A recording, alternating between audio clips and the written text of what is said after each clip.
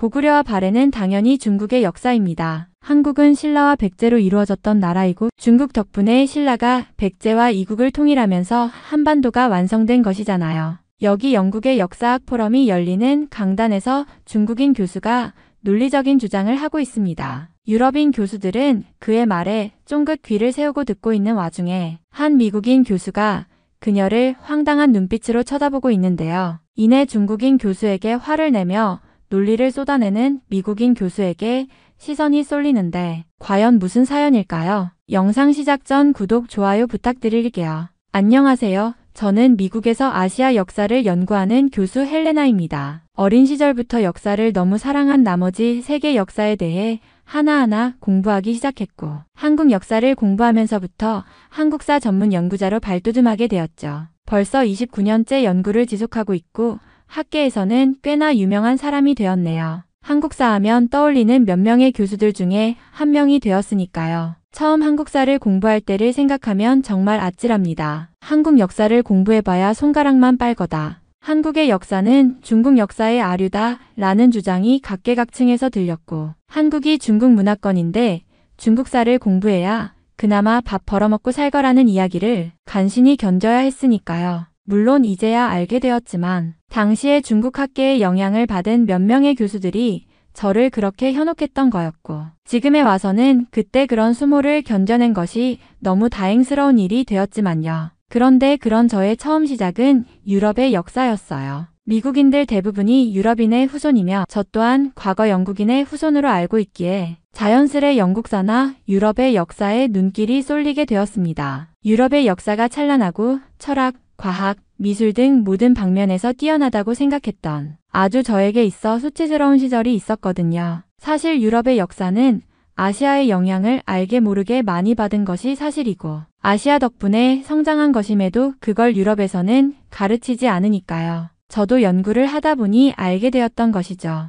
유럽사를 깊이 공부하다 보니 유럽의 역사가 결코 독립적으로 존재하는 것이 아니라는 사실을 깨닫게 되었습니다. 중세 유럽의 발전에는 이슬람 세계의 학문과 기술이 영향을 미쳤고 몽골 제국의 팽창이 유럽의 무역과 문화에 지대한 영향을 주었으며 대항해 시대 이후 아시아와의 교류가 유럽을 지금의 모습으로 만들었다는 점이 흥미로웠습니다. 특히 몽골 제국의 확장이 유럽과 아시아를 어떻게 연결했는지를 연구하면서 자연스럽게 아시아 역사에 관심을 가지게 되었습니다. 당시 유럽인들은 실크로드를 통해 중국과 중앙아시아의 문물을 받아들였고 티무르 제국의 부흥이나 명나라와의 조우도 유럽 국가들의 외교와 상업에 깊은 영향을 주었죠. 이러한 흐름을 연구하던 중 조선이라는 나라를 접하게 되었습니다. 조선은 유럽의 왕조들과는 전혀 다른 방식으로 나라를 다스렸고 유교 사상을 기반으로 한 정치 체제가 매우 독특하게 느껴졌습니다. 특히 한반도는 중국, 일본과 가까우면서도 독자적인 문화를 발전시켜 왔다는 점에서 연구할 가치가 충분했습니다. 그러면서 점점 한국사에 빠져들게 되었고 결국에는 유럽사가 아니라 한국사를 전문적으로 연구하는 길을 걷게 되었습니다. 그리고 연구를 거듭할수록 유럽 역사가 아시아의 역사보다 훨씬 뒤떨어져 있었다는 사실을 깨닫게 되었습니다. 흔히 서구 중심적인 역사관에서는 유럽이 세계 문명의 중심이었던 것처럼 이야기하지만 실상은 정반대였습니다. 중세 유럽이 암흑기에 빠져 있을 때 아시아는 이미 눈부신 문명을 이루고 있었습니다. 동양에서는 종이와 인쇄술, 화약, 나침반 같은 혁신적인 기술을 개발하며 세계를 선도했고 이슬람 문명은 그리스와 로마의 지식을 집대성하여 의학, 천문학, 수학 등에서 엄청난 발전을 이루고 있었습니다. 반면 유럽은 로마 제국의 몰락 이후 분열과 전쟁 속에서 허덕이며 아시아의 발전을 따라가지 못하고 있었습니다. 유럽이 본격적으로 발전할 수 있었던 것도 결국 아시아 덕분이었습니다. 십자군 전쟁을 통해 이슬람 세계의 앞선 문물을 접하고 몽골 제국의 팽창으로 인해 동서교류가 활발해지면서 비로소 유럽은 새로운 지식을 받아들이기 시작했죠. 르네상스의 탄생도 아시아 문명의 영향을 빼놓고는 설명할 수 없습니다. 또한 대항해 시대 역시 동방의 부와 문물을 탐내며 아시아로 나아가려는 시도에서 시작된 것입니다. 그 중에서도 한반도는 아시아 문명의 중심이었던 중국과 일본 사이에서 독자적인 발전을 이루었으며 특히 조선은 세계에서 가장 앞선 학문과 정치 체제를 구축하고 있었습니다. 서양에서 근대 국가 개념이 자리 잡기도 전에 조선은 유교 이념을 바탕으로 한 체계적인 관료제와 과거제를 운영하며 인재를 선발했고 실학과 같은 학문적 발전도 이루어냈습니다. 이렇게 유럽의 역사를 연구하던 저는 점점 아시아, 특히 한국사의 깊이와 중요성을 깨닫게 되었고 결국 한국사를 전문적으로 연구하는 길을 걷게 되었습니다. 왜냐하면 깊이 연구하면 할수록 아시아에서 한국의 중요성을 깨달았으니까요. 중국이 개발한 것으로 알려진 많은 기술과 사상들이 사실 한국의 영향을 받은 것이 많았다는 점을 발견하게 되었습니다. 흔히 동아시아 문명을 논할 때 중국이 중심에 있었고 주변 국가들이 이를 받아들였다고 생각하지만 실상은 한국이 중국에 많은 영향을 미쳤다는 사실이 역사적으로 드러났습니다. 예를 들어 한반도에서 발전한 금속활자 기술은 세계에서 가장 앞선 인쇄술로 조선이 이미 13세기에 금속활자를 사용하여 책을 인쇄하고 있었고 이는 후에 중국과 일본에도 영향을 주었습니다. 또한 고려의 청자는 중국 송나라에도 영향을 주었으며 조선의 백자는 명나라에서도 귀하게 여겨졌습니다. 심지어 조선의 한글 창제 역시 기존의 중국 문자 체계를 뛰어넘는 혁신적인 문자 개혁이었고 이후 동아시아 문자 체계 연구에도 중요한 영향을 주었습니다. 특히 조선의 정치 시스템 역시 중국에 영향을 미쳤다는 점이 흥미로웠습니다. 조선의 과거제와 유교적 통치 방식이 중국 명나라와 청나라에도 모범이 되었으며 실학과 같은 학문적 사조 역시 조선에서 더욱 체계적으로 발전했습니다. 또한 조선의 성리학은 중국보다 더욱 정교하게 발전했고 이는 중국에서도 주목받을 정도였습니다. 즉, 중국이 동아시아 문명의 중심이라고 하지만 그 발전 과정에서 한국의 역할을 빼놓을 수 없었고 오히려 한국이 먼저 발전시킨 기술과 사상이 중국에 영향을 미친 경우가 많았다는 점이 연구를 통해 분명해졌습니다. 이처럼 한국사의 진정한 가치를 알게 되면서 저는 한국사 연구에 더욱 몰두하게 되었고 한국이야말로 아시아 문명의 핵심이라는 확신을 가지게 되었습니다. 그런데 최근 열린 한동양 역사학 포럼에서 저는 터무니없는 주장을 듣게 되었고 정말 혈압이 엄청 올라가면서 마치 한국이 저의 조국인 것과 같은 기분에 흥분을 감출 수 없는 상황에 직면하고 말았습니다. 그 포럼에 참석하게 된 계기는 아시아 역사 연구자로서 최신 연구 동향을 파악하고 다양한 학자들과 교류하기 위해서였습니다. 특히 한국사와 동아시아 관계사에 대한 발표가 예정되어 있어 더욱 관심이 갔습니다. 한국이 동아시아 문명에서 차지하는 위상을 연구해온 저로서는 이 자리에서 새로운 시각과 연구 자료를 얻을 수 있을 것이라는 기대가 컸습니다. 또한 최근 한국의 과학기술과 사상, 문화가 중국과 일본에 미친 영향을 보다 심층적으로 연구하고 있었기 때문에 동양 역사학계에서 이에 대한 논의가 어떻게 이루어지고 있는지 직접 확인하고 싶었습니다. 특히 일부 서구 학자들은 여전히 중국 중심적인 시각을 유지하고 있어 이 포럼에서 보다 균형 잡힌 시각이 제시될 수 있을지 궁금했습니다. 무엇보다도 한국사가 단순히 중국의 영향을 받은 역사라는 오해를 불식시키고 한국이 독자적인 문명권을 형성하며 주변국에까지 영향을 미쳤다는 사실을 학문적으로 증명할 필요성을 느꼈습니다. 그래서 이번 포럼은 저에게 단순한 학술 행사 이상의 의미가 있었습니다. 그러나 포럼이 시작되자마자 저는 전혀 예상치 못한 황당한 주장과 마주하게 되었습니다. 강연이 시작되자 단상에 오른 인물은 중국 역사학계에서 영향력이 있는 왕 박사였습니다. 그는 특유의 자신만만한 태도로 마이크를 잡고 천천히 입을 열었습니다. 우리는 동아시아 역사를 논할 때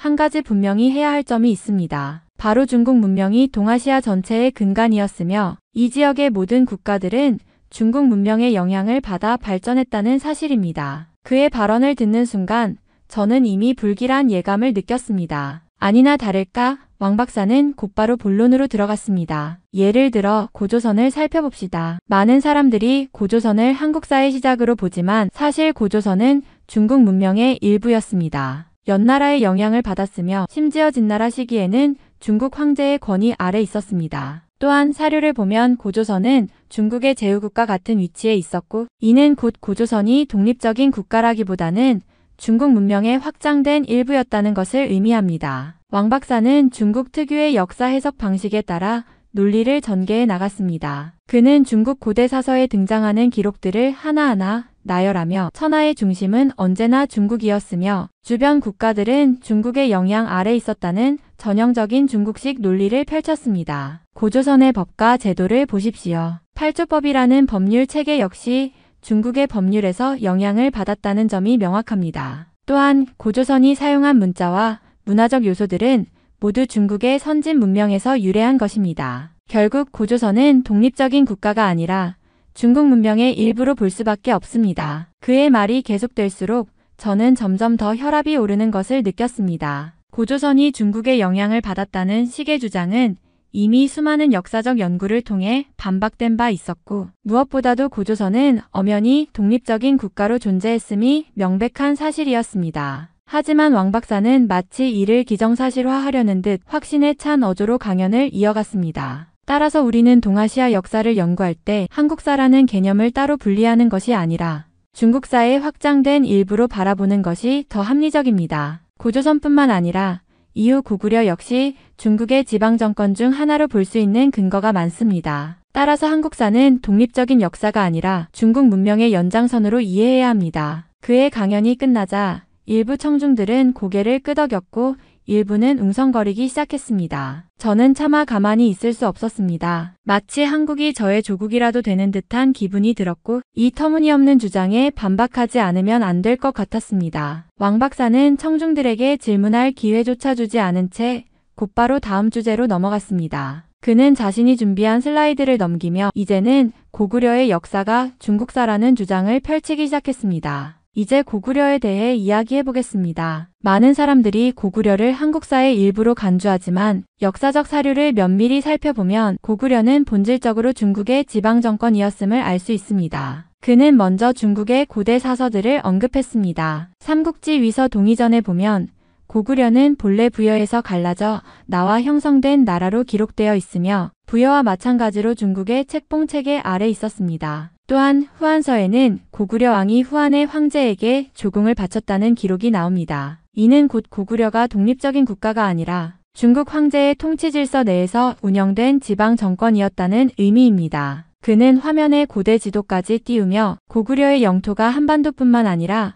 만주까지 넓게 퍼져 있었음을 강조했습니다. 여러분이 보시는 바와 같이 고구려의 중심지는 현재의 중국 동북지역, 즉 옛만주 지역에 있었습니다. 오늘날 중국의 동북지방은 역사적으로 줄곧 중국의 영토였으며 이는 곧 고구려 역시 중국의 일부였다는 것을 의미합니다. 단순히 위치뿐만이 아닙니다. 고구려의 행정제도를 보면 한나라의 군현제와 유사한 방식으로 운영되었습니다. 이는 고구려가 한나라의 영향을 받아 형성된 국가였다는 명백한 증거입니다. 그의 말이 계속될수록 저는 점점 더 답답해졌습니다. 고구려가 한나라와 대립하며 치열한 전쟁을 벌였고 당나라와도 끊임없이 독립을 지키기 위해 싸웠다는 사실은 철저히 무시한 채 오직 중국 사서에 기록된 조공관계나 행정제도만을 근거로 삼아 논리를 전개하고 있었습니다. 왕 박사는 이어서 고구려의 문화적 측면을 거론했습니다. 고구려의 벽화를 보면 한나라와 유사한 복식과 생활 양식이 많이 나타납니다. 특히 고구려의 왕실 무덤에서 발견된 도자기나 청동기 유물들은 모두 중국의 영향권 안에서 발전된 것입니다. 고구려의 문자 역시 중국의 한자를 사용했으며 이는 고구려가 문화적으로도 중국과 밀접한 관계를 맺고 있었다는 강력한 증거입니다. 그는 마치 자신의 주장이 확고한 진실인 것처럼 단언했습니다. 결국 고구려는 정치적으로나 문화적으로나 중국 문명의 일부였으며 따라서 오늘날 중국의 역사로 봐야 합니다. 이는 단순한 주장이나 감정적인 해석이 아니라 명백한 사료와 증거를 기반으로 한 것입니다. 강연장이 조용해졌습니다. 일부 학자들은 메모를 하며 그의 말을 곱씹는 듯 했지만 저는 도저히 가만히 있을 수 없었습니다. 역사적 사실을 왜곡하는 이 논리를 지금 바로 반박하지 않으면 안 될 것 같았습니다. 저는 더 이상 참을 수 없었습니다. 왕 박사의 터무니없는 주장에 학자로서 그리고 한 인간으로서 반박하지 않을 수 없었습니다. 저는 자리에서 일어나 정중하지만 단호한 목소리로 말했습니다. 왕 박사님의 주장에 대해 반론을 제기하고 싶습니다. 고조선과 고구려가 중국의 역사라는 주장은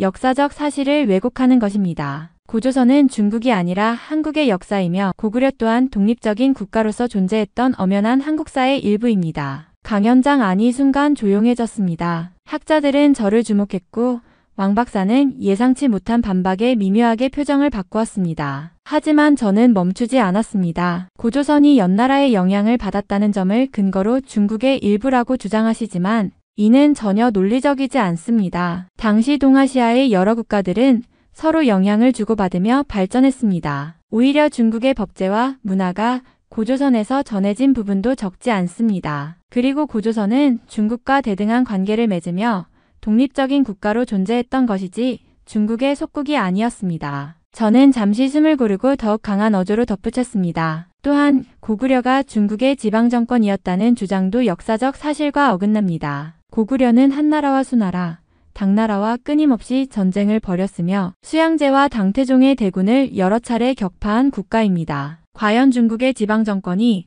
중국 황제의 군대를 수십만 명이나 물리칠 수 있었을까요? 고구려가 중국의 일부였다면 왜 중국 황제들은 그토록 집요하게 고구려를 공격하고 멸망시키려 했을까요? 왕 박사는 당황한 기색이 역력했지만 저는 더 강한 주장을 이어갔습니다. 지금 한국이 현재 만주를 포함한 영토를 차지하고 있지 못하다고 해서 그것이 곧 한국의 역사가 아니라는 뜻은 아닙니다. 만주 지역과 현재 중국의 상당 부분은 본래 고조선과 고구려 그리고 발해의 영토였습니다. 즉, 그 땅은 역사적으로 한국의 것이었습니다. 지금은 중국이 점유하고 있지만 역사적 사실을 근거로 보면 만주뿐만 아니라 중국 대륙의 상당한 지역이 한국 역사와 깊은 관련이 있습니다. 이는 단순한 감정적 주장이나 허무맹랑한 이야기가 아닙니다. 우리는 역사적 사실을 바탕으로 논의해야 합니다. 강연장은 긴장감으로 가득 찼고 일부 학자들은 고개를 끄덕이며 제 주장에 공감하는 듯 했습니다. 하지만 왕 박사는 쉽게 물러서지 않았습니다. 그는 곧바로 반론을 제기하려는 듯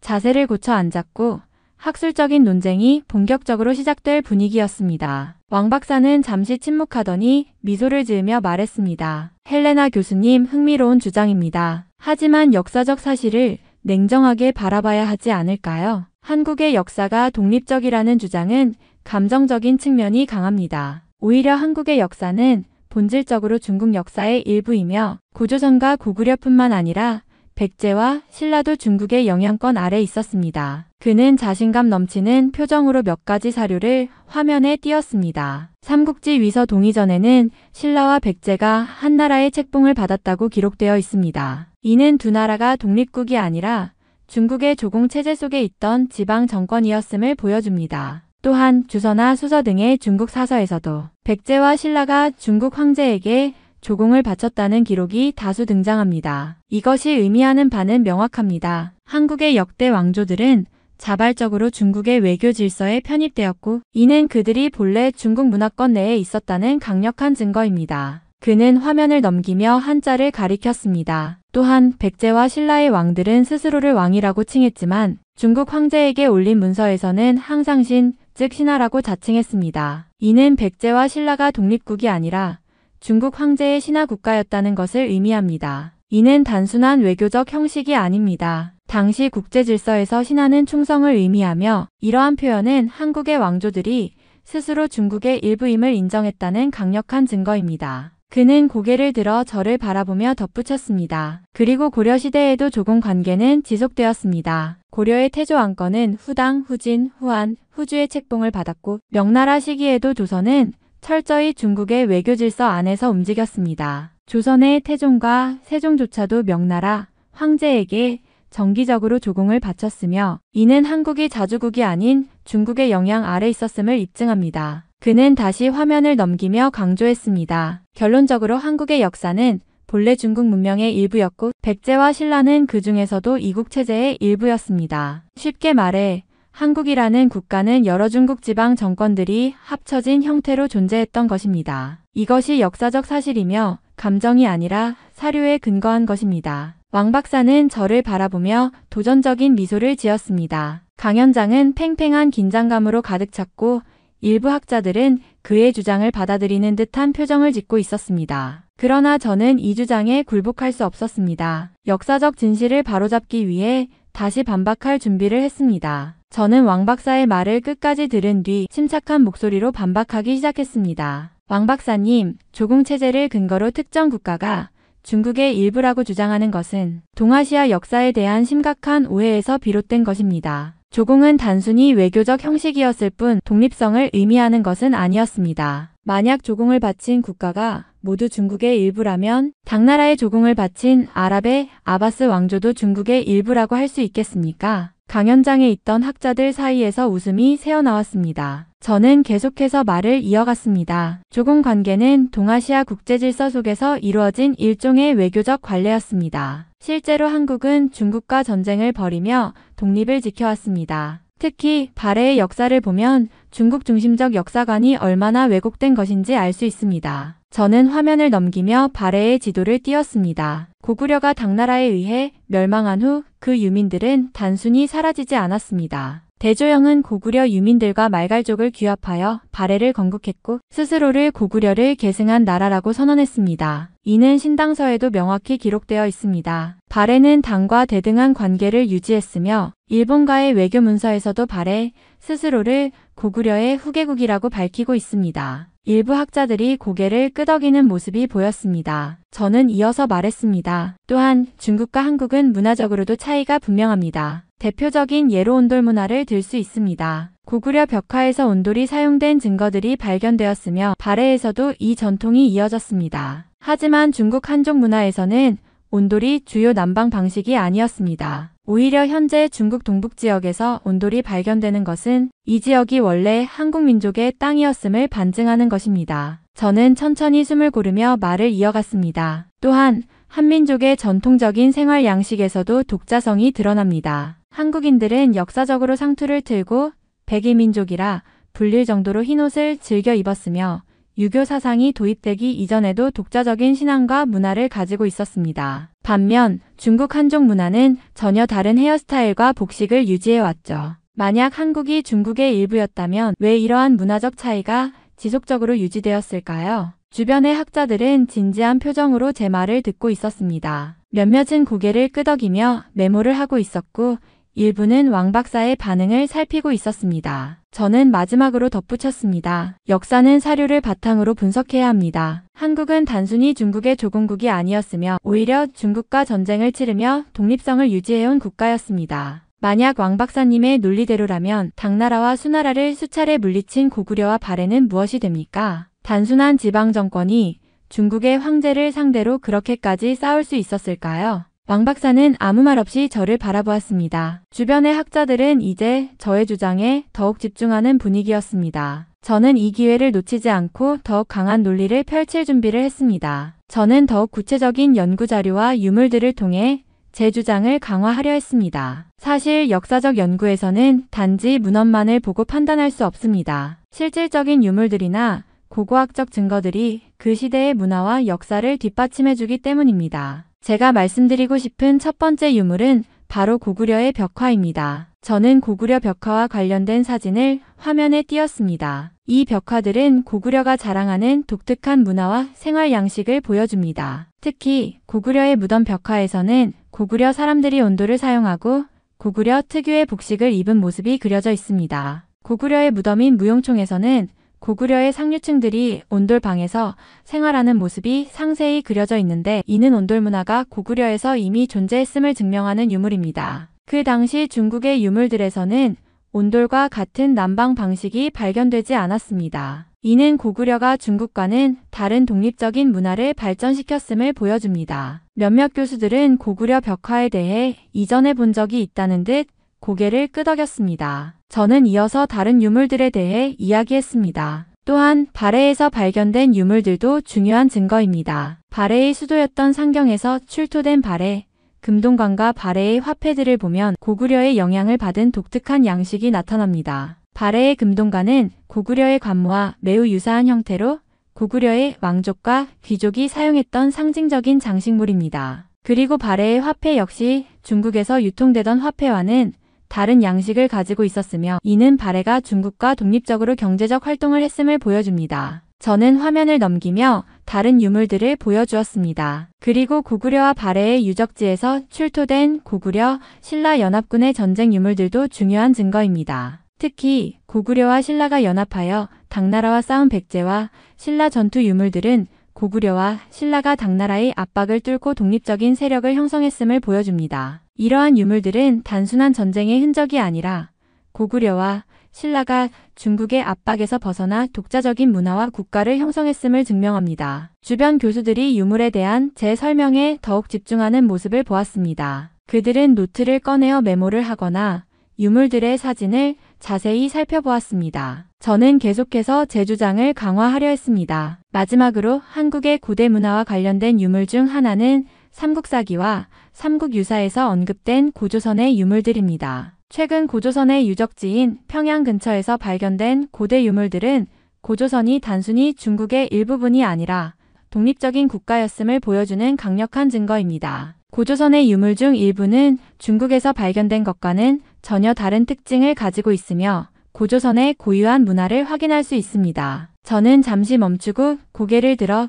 왕 박사의 얼굴을 살폈습니다. 그의 표정은 여전히 침착했지만 저는 그가 내세운 주장에 대해 사실 기반으로 반박하고 있다는 자신감이 있었습니다. 이와 같은 고고학적 증거와 유물들이 한국 역사와 문화의 독립성을 뒷받침합니다. 역사적 사실과 유물들은 한국이 중국의 일부였다는 주장을 단호히 부정하며 한국은 고구려, 백제, 신라, 발해를 포함한 독립적인 국가로서 자체적인 문화와 역사를 발전시켰음을 명확히 보여줍니다. 주변의 교수들은 제 이야기를 경청하며 고개를 끄덕였습니다. 왕 박사는 잠시 생각에 잠긴 듯 보였지만 제 주장을 논리적으로 반박할 수 없다는 듯한 느낌이 들었습니다. 저는 여전히 계속해서 제 주장을 뒷받침할 준비가 되어 있었습니다. 왕 박사는 잠시 침묵을 지키던 후 얼굴에 미소를 띠며 말을 꺼냈습니다. 헬레나 교수님, 저는 고구려와 발해뿐만 아니라 한국어와 한글에 대한 연구도 진행해왔습니다. 그리고 한국어와 한글은 사실상 중국의 사투리와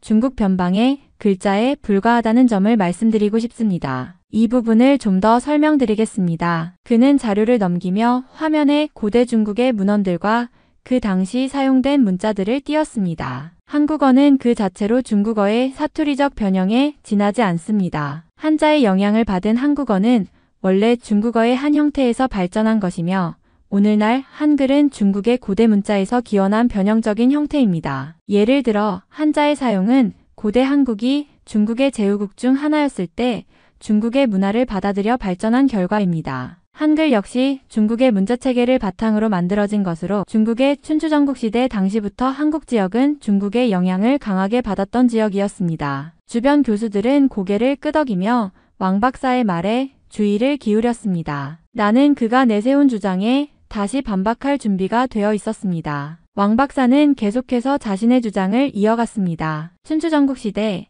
한국은 중국의 여러 제후국 중 하나였으며 당시의 기록들을 보면 한국의 고대 국가들은 중국과 매우 밀접한 관계를 유지하고 있었습니다. 특히 고조선은 중국의 여러 제국과 접촉을 했고 그들의 제후국 역할을 하며 중국의 문화를 받아들였다는 증거가 곳곳에 있습니다. 이런 점에서 한국어와 한글은 단순히 중국의 문화적 영향을 받았을 뿐만 아니라 중국의 일부로 간주할 수 있습니다. 이 말에 저는 다시 한번 침착하게 반박하기로 결심했습니다. 왕 박사님, 저는 그런 주장이 역사적 사실을 왜곡한다고 생각합니다. 첫째로 한글은 중국 문자에서 발전한 것이 아니라 세종대왕이 한자 사용에 대한 문제점을 해결하고자 만든 독자적인 문자입니다. 한글은 과학적이고 체계적인 문자로 중국 문자를 사용하는 데 있어 불편함을 느꼈던 점을 고려하여 만들어졌습니다. 한자는 여러 가지 단어와 의미를 담을 수 있지만 발음이나 표현에 있어 많은 제약이 있었죠. 한글은 그보다 훨씬 더 효율적이고 사용하기 쉬운 문자체계로 설계되었습니다. 저는 또 다른 자료를 화면에 띄우며 설명을 이어갔습니다. 또한 한국어와 중국어는 그 기원이 다릅니다. 한국어는 알타이어 계열에 속하는 언어로 중국어와는 전혀 다른 언어적 구조를 가지고 있습니다. 한국어는 교차어로서 문법이나 어순에 있어서 중국어와 큰 차이를 보입니다. 즉, 한국어가 중국어의 변형이라고 보기보다는 두 언어가 각기 다른 계통에서 발전해온 독립적인 언어임을 알 수 있습니다. 주변의 교수들이 주의를 기울이며 내 말을 듣고 있었습니다. 나는 자신의 주장을 계속해서 뒷받침하려 했습니다. 그리고 한국은 결코 중국의 제후국이 아니었습니다. 고조선은 한 나라로서 존재했으며 스스로의 정치적 독립성을 유지하면서 중국의 영향을 받긴 했지만 그 자체로 하나의 독립적인 국가였습니다. 고조선이 중국과의 외교적, 문화적 교류를 했다는 것은 인정하지만 그것이 바로 중국의 제후국이라는 의미는 아니죠. 나는 다시 한번 고조선의 유물을 예로 들며 말을 이어갔습니다. 고조선의 유물들은 그들이 중국의 제후국이었음을 뒷받침하지 않습니다. 고조선은 독립적인 국가로서 고유의 문화와 정치 체제를 발전시켰습니다. 중국의 기록에서 고조선이 등장하는 것은 당시 중국과의 외교적, 군사적 접촉이 있었기 때문이지 고조선이 중국의 일부분이었다는 증거는 전혀 없습니다. 왕 박사는 다시 말문을 열려고 했지만 나는 말을 이어갔습니다. 결국 역사란 특정한 사실에 대한 여러 시각에서 접근해야 합니다. 왕 박사님의 주장처럼 한국이 중국의 제후국이었다고 하는 것은 한 측면만을 강조한 것입니다. 한국은 고구려, 백제, 신라, 발해 등 여러 국가들이 독립적으로 발전해온 나라로 그 문화와 역사는 중국의 영향을 받으면서도 자신만의 고유한 특성을 유지했습니다. 주변의 교수들은 내 주장을 경청하며 메모를 하고 있었습니다. 왕 박사는 조금 더 신중하게 말을 꺼낼 준비를 하고 있었지만 이번에는 내가 조금 더 우위를 점한 듯한 기분이 들었습니다. 침묵이 흐르는 가운데 갑자기 한 영국인 교수님이 조용히 손을 들며 발언을 시작했습니다. 그의 목소리는 차분하면서도 확신에 찬 느낌이었습니다. 실례합니다만 헬레나 교수님의 말씀에 덧붙여드리고 싶은 점이 있습니다. 우리가 고대 문명에 대해 이야기할 때 많은 사람들이 그 기원을 중국에서 찾으려 합니다. 하지만 사실 한국에는 세계에서 가장 오래된 고대 국가가 존재했음을 우리는 종종 간과하는 경우가 많습니다. 예를 들어 중도 유적지와 같은 유적지는 그 연대가 매우 오래되었고 이곳에서 발견된 유물들은 한국이 중국보다도 오래된 문명 국가였다는 것을 강력히 뒷받침합니다. 그 교수님은 자료를 꺼내며 말을 이어갔습니다. 중도 유적지는 약 4,000년 전의 유적으로 이는 고대 문명의 발상지가 오히려 한국에 있었다는 증거입니다. 이러한 사실은 중국의 역사나 문명 이전에 한국이 독립적인 고대 문화를 발전시켜 왔다는 것을 의미합니다. 한국이 고대 국가로서의 뿌리가 깊고 독자적인 문명 체계를 가졌다는 점에서 중국의 문명이 한국보다 먼저 존재했다는 주장에 대해서는 깊은 의문을 제기해야 합니다. 그는 한참 동안 유물 사진들을 화면에 띄우며 그 유적들이 가진 역사적 가치와 그 중요성을 설명했습니다. 유물들은 고대 한국이 이미 수천 년 전부터 발전된 문화와 사회를 이룬 것을 증명하는 듯 보였습니다. 이러한 유물들은 중국이나 다른 국가들에서는 찾아볼 수 없는 고유한 특성을 가지고 있습니다. 또한 한국의 고대 문명은 그 자체로 독립적인 발전을 거쳤고 주변 국가들에게 영향을 미쳤습니다. 고구려와 같은 고대 한국의 왕국들은 그 문화를 후세에 전파하며 중화 문명과는 다른 방향으로 문화를 꽃피웠습니다. 그 영국인 교수는 잠시 말을 멈추고 내 눈을 바라보며 말을 이었습니다. 결국 중국은 한국의 영향 아래에서 발전한 측면이 많습니다. 고대 한국은 그 자체로 고대 문명의 중심지였으며 중국은 그 이후에 문화와 기술을 배워갔다고 할 수 있습니다. 한국이 가진 고대 국가의 뿌리는 매우 오래되고 이는 우리가 한국을 단순히 중국의 변방 국가로 볼 수 없게 만듭니다. 모든 이가 교수님의 발언에 귀 기울였습니다. 나는 그가 말한 내용이 나의 주장과 일치한다고 생각하며 고개를 끄덕였습니다. 사실 이러한 고대 한국의 문명에 대한 이야기들은 그동안 너무도 중요하게 다뤄지지 않았기에 이번 기회에 확실히 다뤄야 할 주제라고 느꼈습니다. 맞습니다. 내가 마침내 입을 열었습니다. 중도 유적지와 같은 유적들은 한국이 그 자체로 고대 문명을 꽃피운 땅이었다는 사실을 말해줍니다. 고대 한국은 중국보다도 훨씬 앞서 있었고 한국의 고대 문화는 단순히 중국의 영향을 받는 것이 아니라 다른 문명들을 형성하는 데에 중요한 역할을 했습니다. 주변의 교수들이 다시금 주목하는 가운데 나는 한 발 더 나아가서 한국 고대 문명의 자부심을 강조하며 말을 이어갔습니다. 제가 발언을 마친 후 청중들 사이에서 잠시 정적이 흘렀고 그 뒤에 환호와 박수가 터져 나왔습니다. 제 말이 끝난 후 사람들은 고개를 끄덕이며 제 주장에 동의하는 표정을 지었습니다. 그 순간 저는 확신을 가질 수 있었습니다. 한국 고대 문명의 위대함에 대한 이야기가 단순한 역사적 논쟁을 넘어 많은 이들에게 깊은 인상을 남겼다는 사실을 깨달았습니다. 그러나 그 기분 좋은 분위기는 오래가지 않았습니다. 한 중국인 교수님, 왕 박사님이 발언할 기회를 찾으려는 듯 자리를 일으켰습니다. 그의 얼굴은 단단히 굳어 있었고 눈빛은 도전적인 태도를 보였습니다. 왕 박사님은 말을 꺼내려 했지만 청중들은 이미 그의 발언을 예상하고 있었는지 그의 입을 막으려는 듯 소리내어 야유를 보냈습니다. 우리는 그 주장이 맞다고 생각하지 않습니다. 한 교수님의 목소리가 날카롭게 울려 퍼지며 몇몇 사람들이 그의 발언에 반응하는 모습을 보였습니다. 왕 박사님은 말을 꺼내려 했으나 청중들은 그에게 고개를 저으며 불쾌감을 표시했습니다. 분위기는 급격하게 냉각되었고 왕 박사님은 불편한 기색을 보였습니다. 그때 다른 중국인 교수님들이 자리를 일으켰습니다. 그들은 청중을 향해 삿대질을 하며 불쾌감을 드러냈습니다. 왜 이렇게 우리 말을 듣지 않는 겁니까?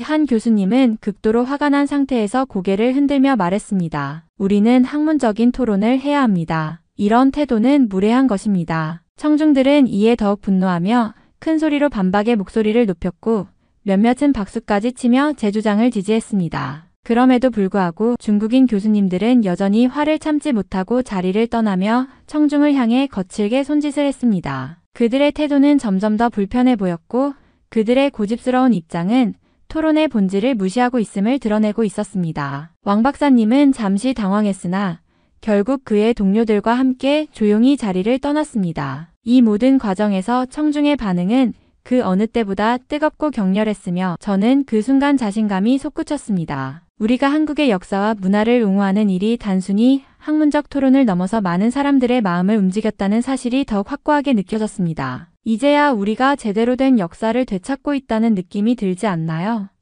한 교수님께서 다가오시며 웃으셨습니다. 그 웃음 속에는 확신과 긍지가 묻어 있었습니다. 그 후 제 발언이 끝난 뒤 교수님들 사이에서 저에게 한국사와 아시아 역사에 관한 질문이 쏟아지기 시작했습니다. 그들은 제 주장이 흥미롭고 깊이 있다고 느꼈고 더 많은 연구와 논의를 나누고 싶어 했습니다. 저는 여러 교수님들과 연락처를 주고받으며 연구에 관한 이야기를 나누기 시작했습니다. 하루가 멀다 하고 제 연구에 관심을 가진 많은 연구자들로부터 연락이 왔습니다. 그들은 한국사에 대해 더 깊이 공부하고 싶다며 제 경험과 연구를 공유할 수 있는 기회를 원한다고 했습니다. 그때마다 저는 자신이 한국사를 연구하는 길을 선택한 것이 얼마나 중요한 일이었는지 다시 한번 느꼈습니다. 그리고 저는 점차 한국을 연구하고 싶다는 교수님들의 연락을 많이 받게 되었습니다. 그들은 제 연구가 한국 역사에 대한 이해를 더욱 넓힐 수 있을 것이라 생각했으며 함께 연구하고 협력할 수 있는 기회를 제안했습니다. 저도 그들과의 연구 협력을 기대하며